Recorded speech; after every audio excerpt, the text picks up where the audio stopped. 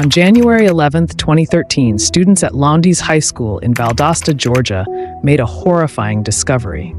In the corner of the old gymnasium, they found a 6-foot gym mat rolled up and stored vertically. Inside the mat was the lifeless body of 17-year-old Kendrick Johnson. Authorities were quick to declare the case an accident. The story they told was simple. Kendrick had accidentally dropped a shoe inside the rolled-up mat and climbed in to retrieve it. They claimed he became stuck, unable to breathe, and died of what they called positional asphyxia. Case closed, at least officially. But Kendrick's family wasn't buying it. They knew their son, strong, athletic, and resourceful. How could he have gotten trapped in a position so dire with no one hearing him call for help? And how could this explanation account for the strange details that were about to surface? The first clue that something wasn't right came with the release of surveillance footage.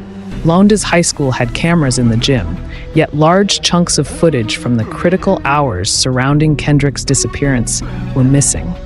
What little footage remained showed Kendrick entering the gym, but there was no sign of what happened next, or who else might have been there.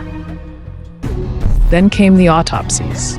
The first, conducted by the state medical examiner, concluded that Kendrick had died accidentally, just as authorities claimed. But the family wasn't satisfied. They commissioned a second, independent autopsy. The results were starkly different. Blunt force trauma to the neck. To Kendrick's parents, this was proof of foul play. And yet, the strangest revelation was still to come.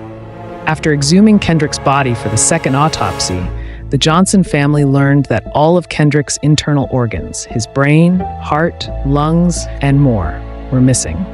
In their place, newspaper. The funeral home claimed the organs had never been provided to them, while the coroner's office insisted they had deteriorated due to natural processes. To this day, no one can fully explain what happened to Kendrick's organs. Rumors began to circulate about conflicts between Kendrick and other students. Some pointed fingers at 2 brothers, classmates of Kendrick, whose father was an FBI agent. But despite whispers of power and influence shielding the truth, nothing definitive was ever proven. Lawsuits were filed, investigations reopened, and theories multiplied, but concrete evidence remained elusive. In March 2021, nearly a decade after Kendrick's death, Lowndes County Sheriff Ashley Paulk reopened the case. The investigation reviewed all existing evidence, and a $500,000 reward was offered for information leading to a conviction. But by January 2022, the case was closed again. The conclusion? Once more, authorities ruled it an accident. The story doesn't end there. Kendrick's family continues their fight for answers, standing firm in their belief that Kendrick was murdered and that a cover-up ensued. The case has drawn national attention, raising broader questions about justice, race, and accountability. Was Kendrick's death an innocent accident, a tragic mishap with no one to blame? Or was it a brutal crime, shrouded in secrecy and shielded by power? As the years pass, the questions only multiply, and the answers seem further out of reach. So, what do you think? Accident or homicide? Or perhaps something even darker? The case of Kendrick Johnson remains one of the most haunting mysteries of our time.